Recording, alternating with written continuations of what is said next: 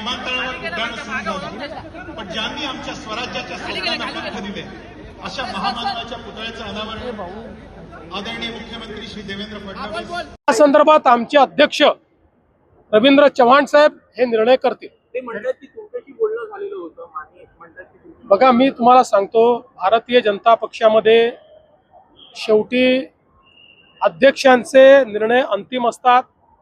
बाळ माने आम्हाला परके नाही। बाळ माने हे भारतीय जनता पक्षातच तयार झालेले आहेत।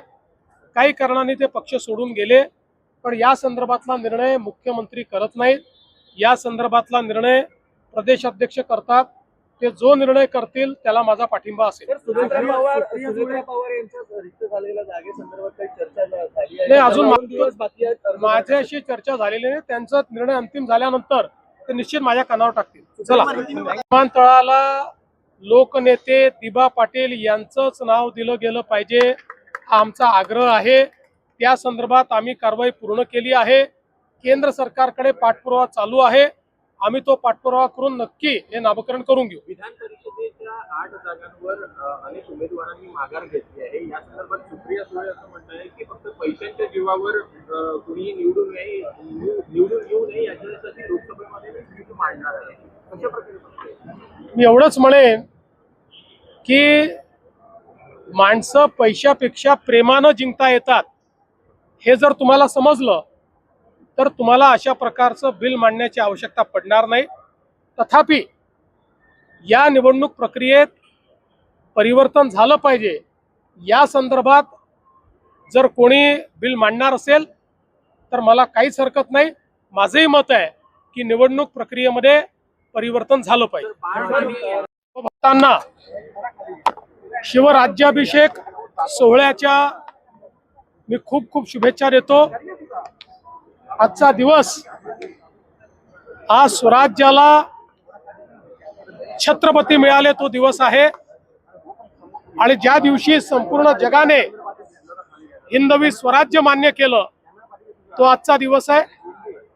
आणि मला अतिशय आनंद आहे की अशा या पवित्र दिवशी छत्रपती शिवरायांचा 20 फुटी ब्रॉन्झचा पुतळा त्याचं अनावरण नवी मुंबईच्या विमानतळावर झालेलं आहे। मागच्या काळात ज्यावेळी या विमानतळाच्या पाहणीला आम्ही आलो होतो त्यावेळेस मी सूचना दिली होती की स्वराज्याची राजधानी रायगड त्या जिल्ह्यातलं हे विमानतळ, त्यामुळे या ठिकाणी महाराजांचा पुतळा असलाच पाहिजे। आणि मला अतिशय आनंद आहे की केवळ 8 महिन्यामध्ये हा भव्य अशा प्रकारचा पुतळा तयार झाला। आज आम्ही त्याचं अनावरण केलं आहे आणि मला विश्वास आहे या आंतरराष्ट्रीय विमानतळावर येणारा आणि जाणारा प्रत्येक प्रवासी हा महाराजांच्या या प्रतिमेतून, महाराजांच्या पुतळ्यातून, महाराजांच्या स्मारकातून त्या ठिकाणी ऊर्जा प्राप्त करेल। आणि म्हणून मी या ठिकाणी हे जे अडाणी एअरपोर्ट लिमिटेड आहे त्यांचंही मनापासून अभिनंदन करतो, सिडकोचं मनापासून अभिनंदन करतो आणि पुन्हा एकदा छत्रपती शिवरायांच्या चरणी नतमस्तक होतो।